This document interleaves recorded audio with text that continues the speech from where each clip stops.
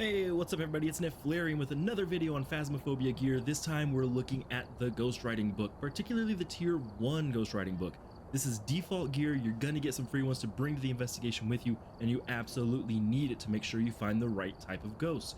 What makes the gear good? What makes the gear bad? We're gonna see how to use it as well. So without further ado, let's hop into the game and see it.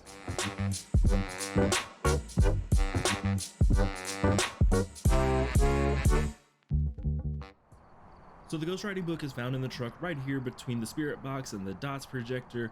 Very easy to see, especially once you get the later tier ones, and they are humongous books. But the tier 1 just kind of looks like a basic spiral notebook with a pencil instead of a pen.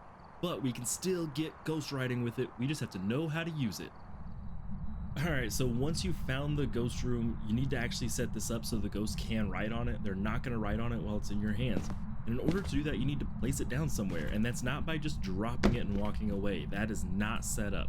You have to use your place button. The default is F, that's what I still have it as.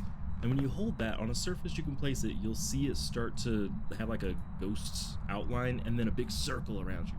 That circle is the range for this. The ghost can interact with the book as long as it's within that range. So you want to try and have it centered in the room as best as you can and place it somewhere where you'll be able to see it. In this particular room, I like to use the blue bench. Once you have it placed, you'll see that it's opened now. It's not just a single page like when you're dropping it. And now you just wait for the ghost to write in it. The ghost will write in it eventually, as long as that is one of its evidences. Let's wait and see. Maybe it'll stop touching that door, and maybe it'll actually write in the book.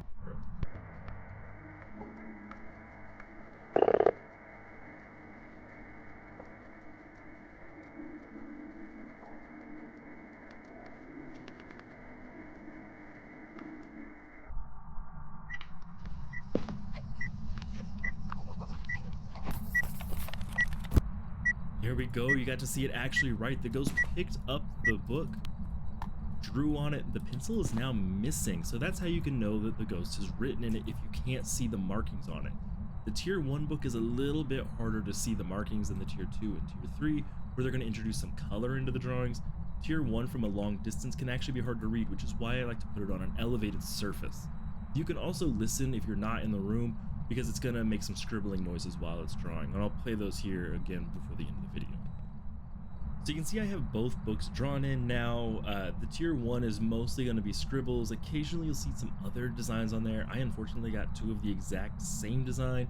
There's more and more designs the higher tiers you get, so they'll always look a little bit different. Sometimes they'll draw messages, other times they look like demonic sigils.